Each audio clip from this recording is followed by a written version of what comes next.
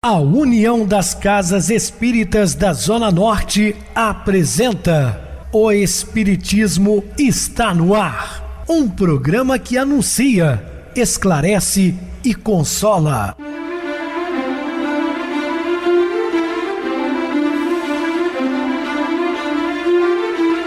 Não se turve vosso coração. Credes em Deus, credes também em mim. Na casa de meu pai há muitas moradas. Se assim não fora, eu vou-los teria dito, pois vou preparar-vos lugar. O Espiritismo está no ar. Sintonize esta frequência. Pare, pense na vida, faça perguntas. Uma ótima noite para você. Hoje, quinta-feira, dia 14 de dezembro de 2023. Quinta-feira, muito obrigado pelo carinho, pela sintonia. Rádio Clube FM, sua voz é a nossa voz.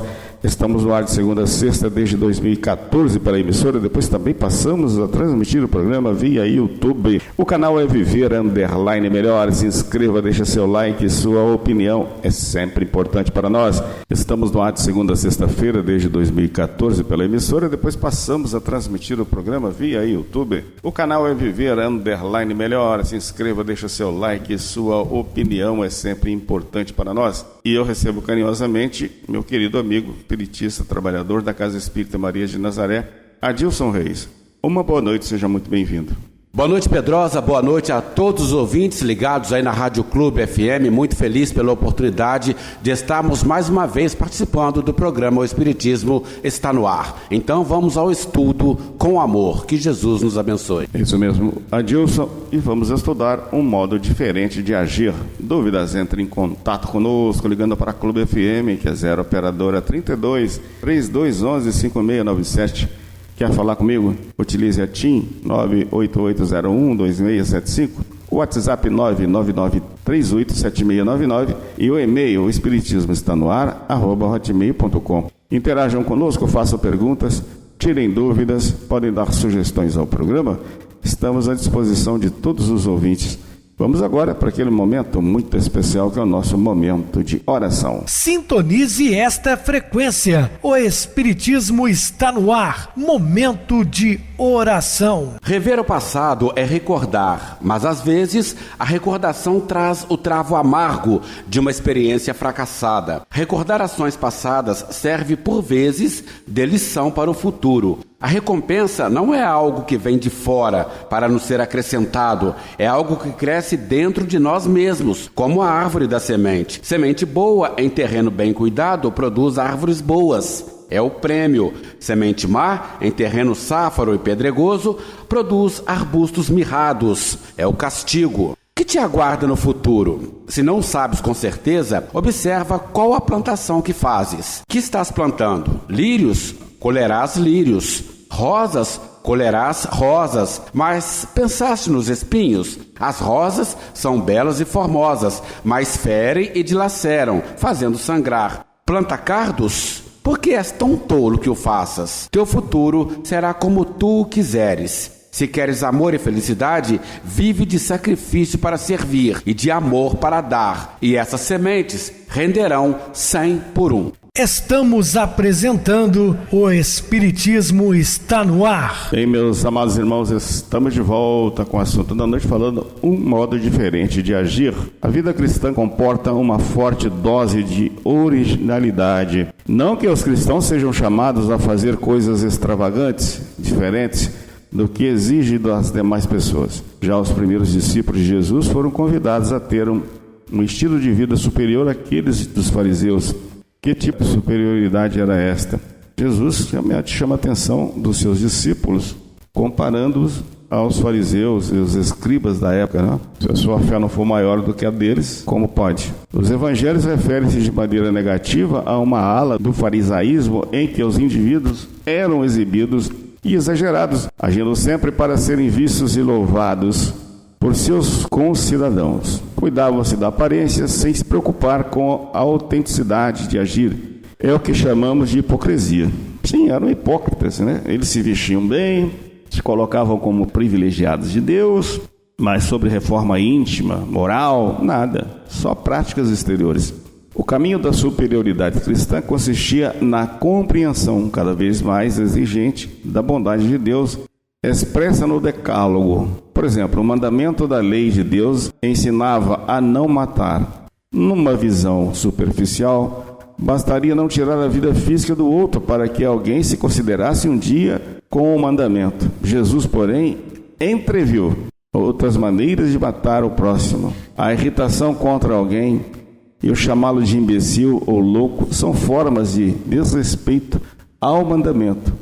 Dito de outro modo, o outro não tem vez na minha vida. De certo modo, está morto para mim. A versão cristã do mandamento exige a busca constante de reconciliação. Este é o pré-requisito da relação com Deus. Muitos assassinam, as esperanças do outro, tirando-lhe o desejo de crescer na vida. Então, existem muitas maneiras de matar aquilo que o outro almeja. Não é só mesmo tirar a vida física, fazer dele submisso.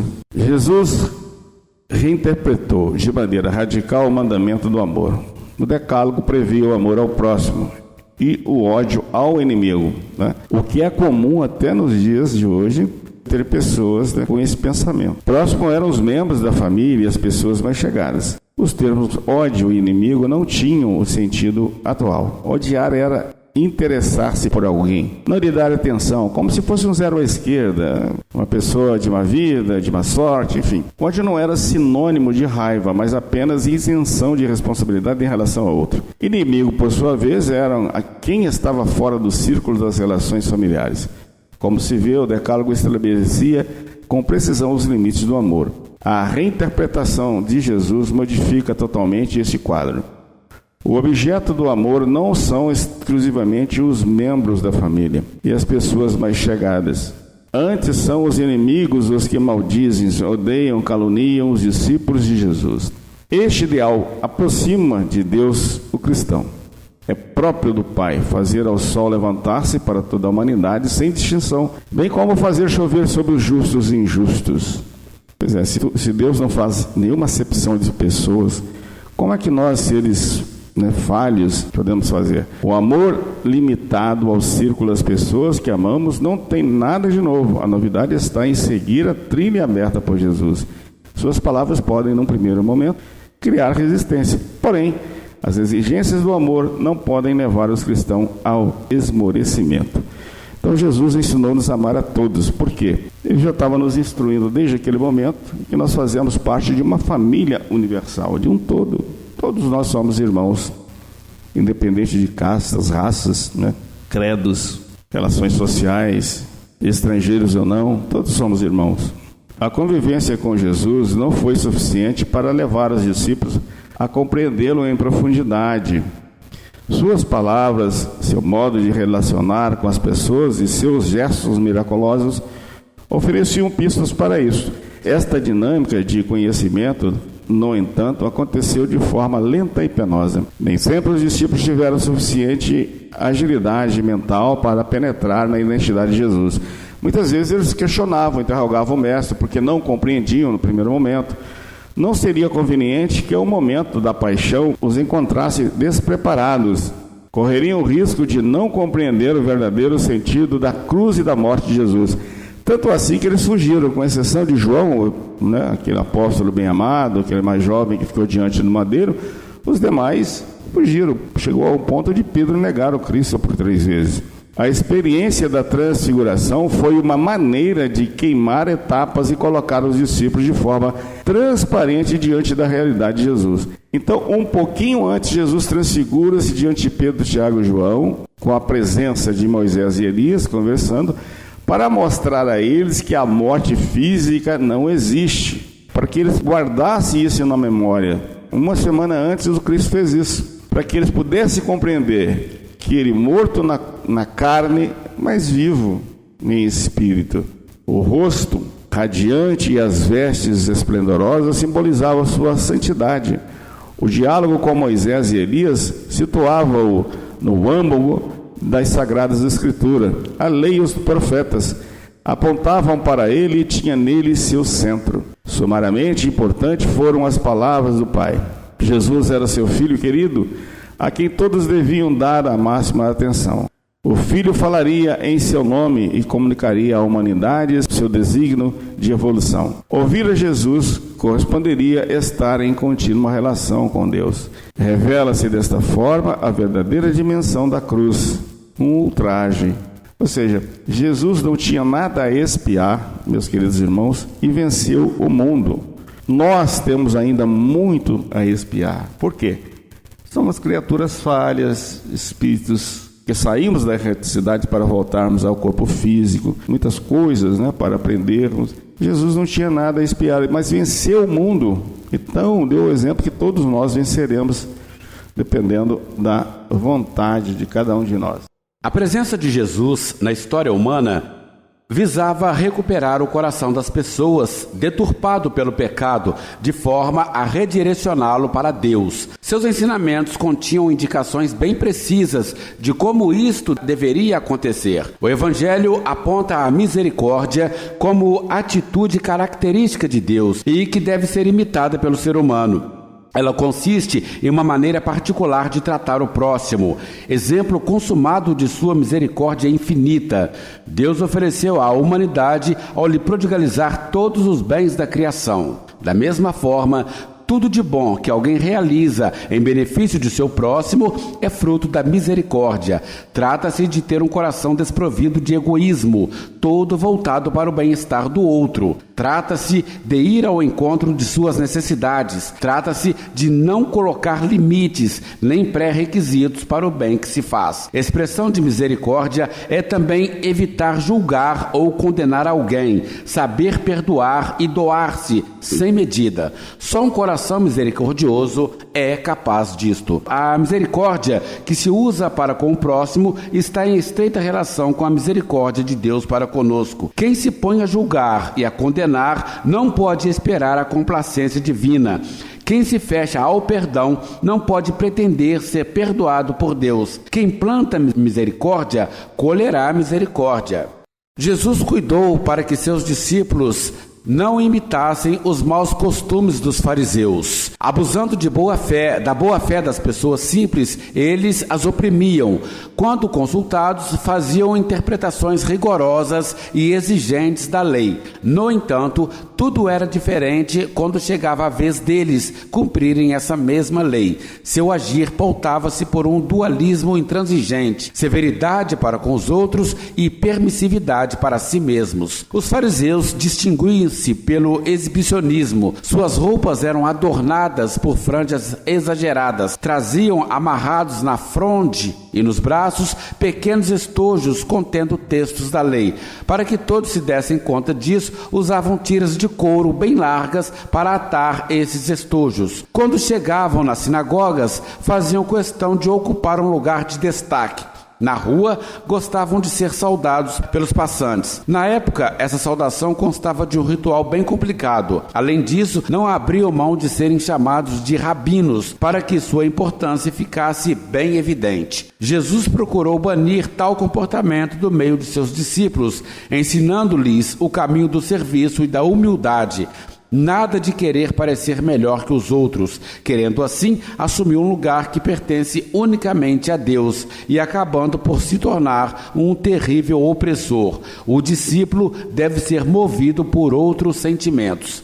Os discípulos de Jesus não estavam isentos do vírus da ambição que afeta o coração humano. Os filhos de Zebedeu, imaginando que Jesus haveria de restaurar o trono de Davi, deixaram-se levar pela ilusão de poder ocupar postos de destaque no reino a ser instaurado. A mãe deles encarregou-se de abordar Jesus para solicitar-lhe nada menos do que o lugar à direita e à esquerda do futuro rei. Jesus chamou-os à realidade, fazendo-os refletir sobre o verdadeiro sentido do reino. Eles, porém, acompanharam mal o raciocínio de Jesus. Quando o mestre falava em beber o cálice, aludindo à sua futura paixão, imaginavam tratar-se da taça usada pelos reis e se mostraram dispostos a beber do cálice do qual Jesus beberia. Este não se deu ao trabalho de desfazer o mal-entendido. Por sua vez, os discípulos não foram capazes de atinar para o sentido das palavras do mestre. O futuro lhes reservava a mesma sorte dele. O incidente deu margem para Jesus apresentar os sentimentos a serem acalentados no coração dos discípulos. Quem quiser ser o maior deve distinguir-se como servidor de todos. Quem quiser ocupar um lugar de destaque deve tornar-se como que escravo dos outros. O excesso de riqueza faz o coração humano tornar-se insensível ao sofrimento alheio. Consiste em não se dar conta de que existem outras pessoas cuja sobrevivência depende de um gesto generoso e solidário. Jesus buscou abrir o coração dos discípulos para a sensibilidade e a misericórdia. A parábola do homem rico sem misericórdia sublinha o destino reservado a quem vive em função de desfrutar os bens deste mundo. Naquela mesa farta havia lugar apenas para o rico e seus convidados. A preocupação de apresentar-se com roupas luxuosas desviava sua atenção do pobre que jazia à sua porta. Entre o homem rico e o pobre Lázaro havia pessoas encarregadas de mantê-los devidamente separados. Por isso, o pobre não podia nem mesmo comer o refúgio da mesa do rico. Todavia, essa situação se inverteu na hora da morte. O prazer do rico tornou-se sofrimento e o sofrimento do pobre, consolação. A tranquilidade do rico converteu-se em tribulação e a tribulação do pobre em felicidade. A segurança do rico mudou-se em desespero e a insegurança do pobre em salvação. Os discípulos de Jesus devem precaver-se contra a tendência de fechar os olhos para quem jaz nas sarjetas do mundo, fazendo-se solidários com os Lázaros sentados à sua porta. A relação entre Jesus e a liderança judaica de sua época foi muito tensa e problemática. O mestre se dava conta da profunda rejeição de que era vítima. Percebia que seus adversários opunham-se à sua pregação. Diante disto, era inútil esperar deles uma mudança de mentalidade que os direcionasse para o reino. Jesus questionou a indisposição dos sacerdotes e dos anciãos do povo contra ele. A parábola da vinha mostra que eles herdaram uma mentalidade muito antiga em Israel. Há muito tempo, Deus vinha esperando de seu povo atitudes compatíveis com sua fé. Os servos enviados para receberem o lucro devido aludem ao que, ao longo dos tempos, tinham vindo em nome de Deus para conclamar o povo para a conversão e exigir uma mudança radical de vida. Contudo, foram rejeitados. O envio do Filho, identificado com Jesus, foi a última tentativa por parte do dono da vinha. O fato de ser o herdeiro da vinha teve seu peso. Também ele foi assassinado. A recusa resultou em aniquilação dos primeiros arrendatários e a cessão da vinha e a outro povo que a fizeste frutificar. A insensatez dos líderes do tempo de Jesus custou-lhe caro. Eles não perceberam que era preciso agir logo e dar frutos antes que fosse tarde demais. A tolerância divina teve seus limites. Jesus justificou seu gesto de acolher os pecadores e comer com eles, apelando para a atitude de Deus com relação à humanidade. O traço característico da ação divina é a misericórdia. O pecado humano, por maior que seja, jamais será grande o bastante para colocar-lhes limites. A misericórdia de Deus sempre os ultrapassará. A parábola contada por Jesus sublinha alguns elementos de agir misericordioso de Deus. O Pai respeita a liberdade do pecador. Por conseguinte, não se rebela contra a ruptura provocada pelo pecado, nem perde a esperança de que o pecador volte para ele. E quando isso acontece, não se faz esperar Antes, toma a iniciativa de ir ao encontro de quem está arrependido. O Pai não exige pedidos formais de desculpas. Seu olhar penetra o coração contristado e reconhece aí a sinceridade da conversão. O pai não exige pedidos formais de desculpas. Seu olhar penetra o coração contristado e reconhece aí a sinceridade da conversão. A acolhida festiva do pecador revela que o pai não o julga pelos pecados passados, e sim pela sua atitude atual. Por isso, é reintegrado na condição de filho, sem ser rebaixado. Todavia, o pai conhece muito bem o significado da ruptura provocada pelo filho. Ela é comparável a uma morte e a um estado de perdição.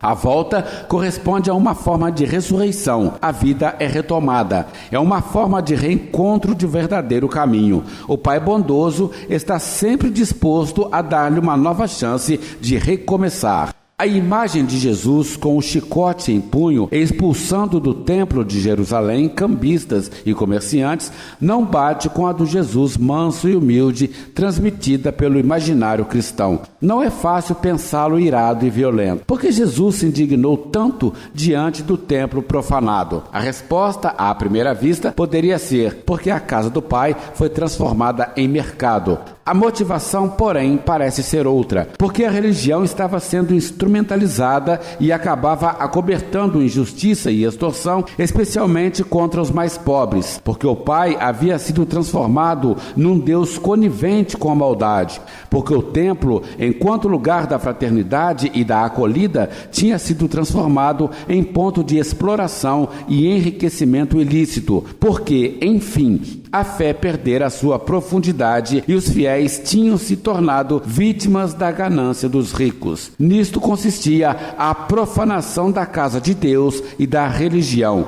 e Jesus não suportava que as coisas do Pai fossem tratadas assim. A profanação das coisas divinas, porém, iria atingir seu grau mais elevado com a morte ignominiosa de Jesus na cruz. Matar o Filho de Deus correspondia à determinação de destruir o verdadeiro templo. Jesus, porém, estava seguro de que o templo filho seria reconstruído. O templo material, ao invés, estava fadado à ruína completa. Uma das experiências humanas mais duras é a de ser rejeitado. Quando a rejeição parte de pessoas mais chegadas, familiares e amigos, ela se torna quase insuportável. Jesus foi submetido a este vexame por seus concidadãos de Nazaré. Além de rejeitá-lo, ficaram cheios de ódio contra ele, chegando a expulsá-lo da cidade e atentarem contra a sua vida. O mestre, porém, não se deixou levar pelo desânimo. Lembrou-se de que os antigos profetas, rejeitados por seus concidadãos, puseram-se a fazer o bem a pessoas que não pertenciam ao povo de Israel, ou seja, compreenderam que sua missão era muito mais ampla e que muito mais pessoas poderiam usufruir de sua ação. Assim acontecera com o próprio profeta Elias, que no momento de dificuldade beneficiou com um gesto miraculoso a uma pobre viúva estrangeira. Algo parecido sucedera com Eliseu. Embora em Israel muita gente necessitasse de cura, ele não hesitou em curar um general estrangeiro. Com tais pensamentos, Jesus prosseguiu o seu caminho sem se deixar abater pelo desânimo e pela decepção.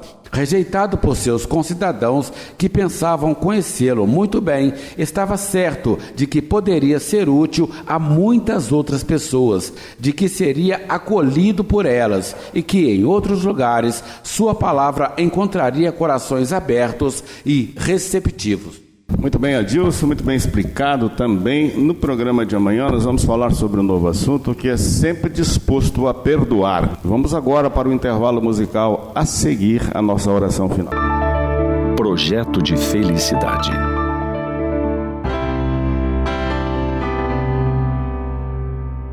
O professor Shaw Achor, nos Estados Unidos, oferece um dos cursos mais populares e concorridos na Universidade de Harvard. Não se trata de um curso de matemática complexa ou de filosofia avançada. Seu curso se chama Felicidade. E a cada ano em que é oferecido, mais alunos buscam suas aulas. Relata o professor que uma de suas primeiras experiências profissionais em Harvard foi como inspetor de alunos. Instalado em um dormitório estudantil, era responsável por auxiliar os estudantes em sua trajetória acadêmica. Percebeu que, muito embora aqueles alunos estivessem em uma das universidades mais prestigiosas e concorridas do mundo, eles não eram necessariamente felizes. Alguns levantamentos indicavam que 4 em cada 5 estudantes imergiam em estados depressivos, ao menos uma vez durante o ano letivo. Isso lhe despertou a curiosidade de pesquisador. A fim de tentar entender esse fenômeno, estabeleceu análise dos fatores que fariam alguém feliz, afugentando então a depressão.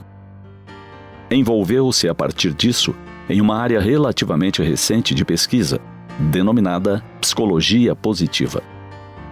Anos de observação, experimentos e entrevistas levaram o professor e outros pesquisadores a concluir que o principal propulsor da felicidade são as emoções positivas.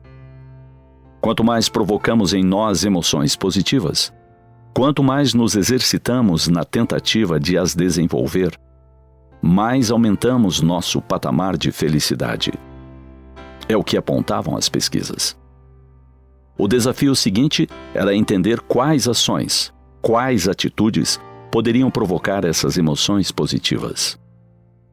Dentre algumas práticas estudadas, foi comprovado que, além da meditação ou exercícios físicos, gestos espontâneos de bondade geram emoções positivas que repercutem em nossa intimidade.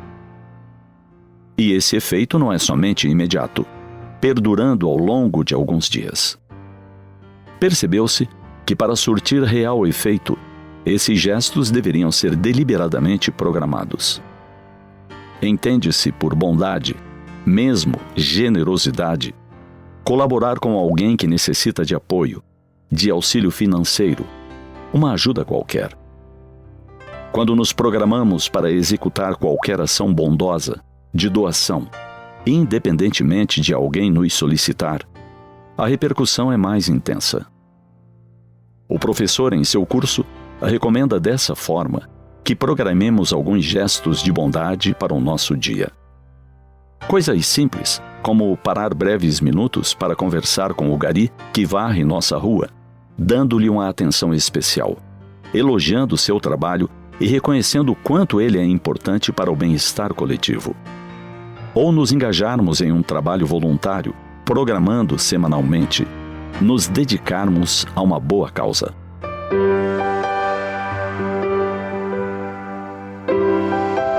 Não importa como iremos fazer. Se quisermos ser mais felizes, programemos o bem em nossa vida. É comprovado cientificamente que a prática do bem nos faz mais felizes, nos faz bem. A sabedoria de um mestre galileu já nos prescrevera há séculos. Amar o semelhante, fazer ao outro aquilo que gostaríamos nós mesmos de receber. Podemos programar nossa felicidade dia a dia.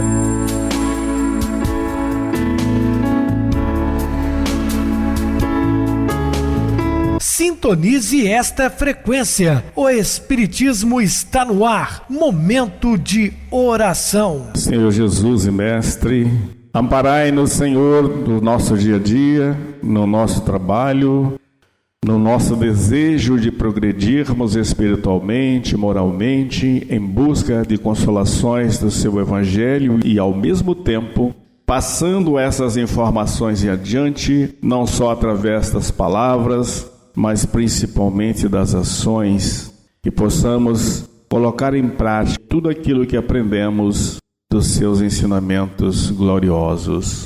Derrame sobre nós o seu amor infinito e que todos tenhamos muita paz nesta noite. Graças a Deus. Meu querido irmão Adilson, suas despedidas. Obrigado, Pedrosa, mais uma vez pela oportunidade de participar do programa O Espiritismo está no ar. Obrigado a todos os irmãos que nos acompanharam até agora. Tenham todos uma boa noite e que Jesus nos abençoe. Boa noite para você, Adilson. Muito obrigado pelo apoio aqui no programa. Boa noite também a todos os amados irmãos ouvintes do YouTube, internautas do Brasil, do exterior, nossos irmãos da Zona Norte e de Juiz de Fora que nos acompanham com a rádio local 87,9 Rádio Clube FM. Continue ligados ouvindo a nossa próxima atração, o programa Batidão com o DJ Tico, a seguir na voz de Ailton Moreno, Encontro Central. Boa noite a todos e até amanhã, se Deus quiser.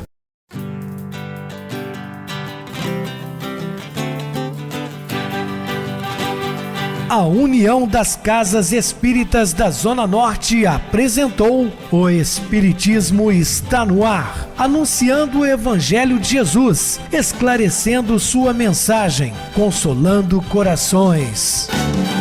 Olhe pro céu e descubra imagens de luz. Sinta em Jesus o amor todo que Deus te deu. Pense no bem, no melhor em que pode fazer. Seja o que for, também vai receber. De coração, ajude o irmão, a caridade é o caminho do amor. Faça ainda que possa sofrer, pois bênçãos de Deus há de ter. Ame, perdoe e viva melhor a natureza, o céu e o mar. Veja o encanto que a vida nos dá, a chance eterna que temos para amar, para amar. Olhe pro céu e descubra imagens de luz. Sinta em Jesus o amor todo que Deus te deu. Pense no bem, no melhor em que pode fazer. Seja o que for, também vai receber. De coração, ajude o irmão, a caridade é o caminho do amor. Faça ainda que possa sofrer, pois bênçãos de Deus há de ter. Ame, perdoe e viva melhor a natureza, o céu e o mar. Veja o encanto que a vida nos dá, a chance eterna que temos para amar.